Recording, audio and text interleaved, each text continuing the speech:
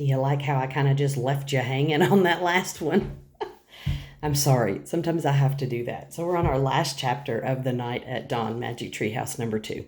Chapter 10, One Mystery Solved. The air was warm. It was dawn. Far away, a dog barked. I think that's Henry barking, Annie said. We did come home. They both looked out the treehouse window. That was close, said Jack. In the distance, streetlights lit their street. There was a light on in their upstairs window. Uh-oh, said Annie. I think Mom and Dad are up. Hurry. Wait! In a daze, Jack unzipped his backpack. He pulled out the castle book. It was quite wet, but Jack placed it back with all the other books. Come on, hurry, said Annie, scooting out of the treehouse. Jack followed her down the ladder. They reached the ground and took off between the gray-black trees. They left the woods and ran down their deserted street. They got to their yard and crept across the lawn, right up to the back door. Jack and Annie slipped inside the house. They're not downstairs yet, whispered Annie. Shh, said Jack. He led the way up the stairs and down the hall. No sign of his mom or dad. But he could hear water running in the bathroom. Their house was so different from the dark, cold castle, so safe and cozy and friendly. Annie stopped at her bedroom door. She gave Jack a smile, then disappeared inside her room. Jack hurried into his room. He took off his damp clothes and pulled on his dry, soft pajamas. He sat down on his bed and unzipped his backpack. He took out his wet notebook. He felt around for the pencil, but his hand touched something else.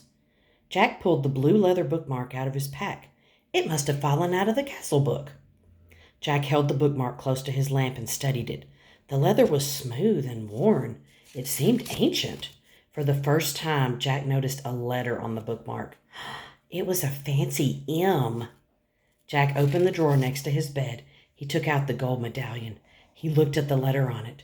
It was the same M. This was an amazing new fact. Jack took a deep breath. One mystery solved. The person who had dropped the gold medallion in the time of the dinosaurs was the same person who owned all the books in the treehouse. Who was this person? Jack placed the bookmark next to the medallion. He closed the drawer. He picked up his pencil. He turned to the least wet page in his notebook, and he started to write down this new fact. The same, but he only got S-A-M. Before he could draw the M, his eyes closed. He dreamed they were with the night. He dreamed all three of them riding the black horse through the cool, dark night. Beyond the outer wall of the castle and up over a moonlit hill into the mist. The end. And remember, they always have research books. Not always, but for some things. So if you want to know more about Knights and Castles, they have a Knights and Castles research guide. They're pretty cool. Thank you for listening. My next book will be a Junie B. Jones book. I don't know when that will be uploaded, but see you all soon.